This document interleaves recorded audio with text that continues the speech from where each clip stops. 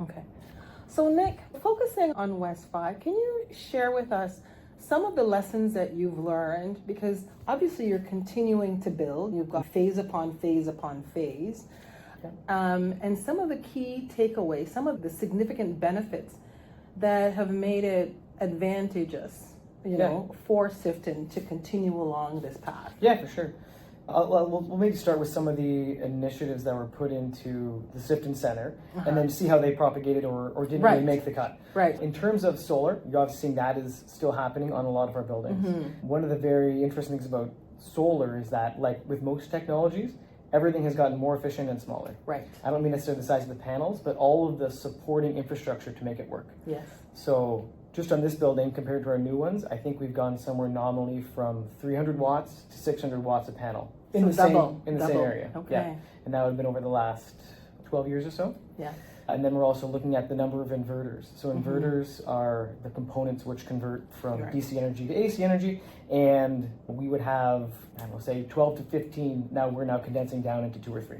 Wow. So we are reducing space, energy. Yeah, and then maintenance, replacement components, all that kind of stuff. So it's getting a lot more efficient and condensed. Right. And cost effective. Yeah. So the other thing too that we've been looking at, and we're going to continue to look at it, is facade solar.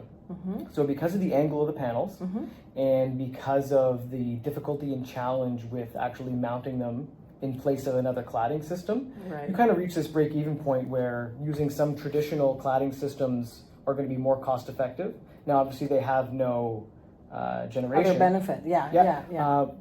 But then again, you got to look at that entire ROI over the lifetime to see, do you actually pay back the system before it needs to be replaced? So we're learning more and more with our partners to determine whether the facade component actually adds value or not. And it gets very complicated with energy rates and how it's all stringed together and complements the rooftop arrays. But that's something that we're starting to learn and to assess in more detail. Things like gray water reclamation.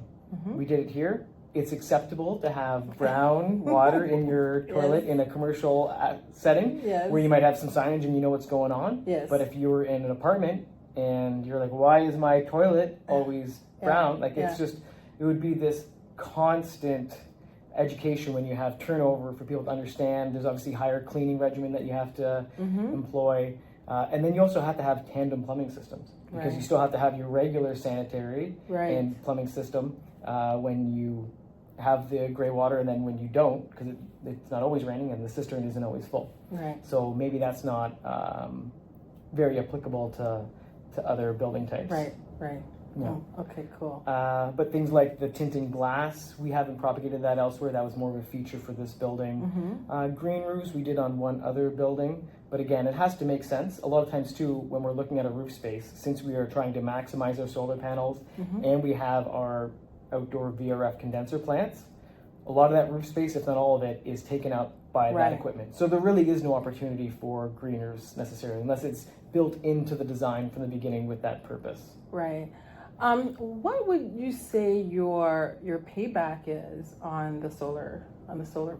Yeah, that is interesting. So I have been looking into that. I'm going to be looking into it some more, but it is very determinant on what the occupancy type is. Right. Okay. Yeah. So in a residential application, it's actually a little bit longer than it would be. We're talking about multi-unit residential. Right. On the townhomes, it's fantastic.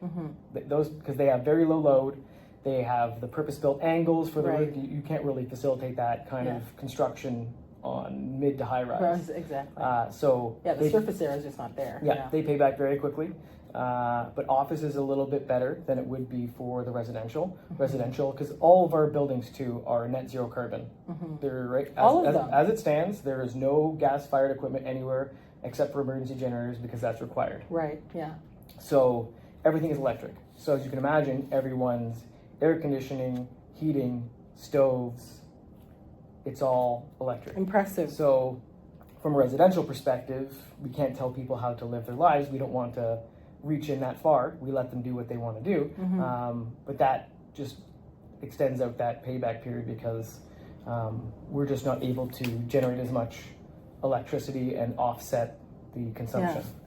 So what would you say I mean, overall, the strategy that you've been sort of living by, are you going to be making major changes to that, or are you guys on a trajectory and you're saying, yeah, this is looking good for the next 10, 20 years? Yeah, that's an interesting question. So we're obviously going to be very market focused on the kind of products that we're going to build. So if we have some major commercial anchors that say we want some pad space or something, then we'll build that for them. Obviously, in the West 5 ethos, it's going to be, we'll have the same look and feel. It's going to be connected to the community. It's going to have solar. It's going to have the sustainable features, high performance new construction. But then some of the other things like facade, maybe we could either extend or minimize the facade depending on cost, because construction costs, especially labor, are like, they've doubled since 2020. Wow. They've Doubled. Yeah. Since COVID. Yeah. Things have gotten very much more expensive. So we really have to understand whether... Interesting, because I would have thought that it would be on supply and materials. That now labor has gone up a lot. Materials have normalized a little bit, obviously still more than they were, but yeah. It's so interesting because everybody talks about how their salaries have not gone up. I'm like, so maybe there are more middlemen or something, you know? Yeah. What hasn't made the cut? What are some of the things that you guys have decided to drop off? Yeah, so one of the biggest challenges, and we just had a very, very, very cold winter, is the VRF technology keeping pace on those really, really, really cold days. Now, VRF stands for, variable refrigerant flow. Okay. Yeah. So, and compared to traditional gas-fired type appliance like a boiler system or a water source VRF. So actually on our newest building, we are going to pivot towards gas-fired appliances for our major mechanical systems, so that we have a bit more capacity in the system on those really cold days, so that we can provide that excellent customer service to our residents.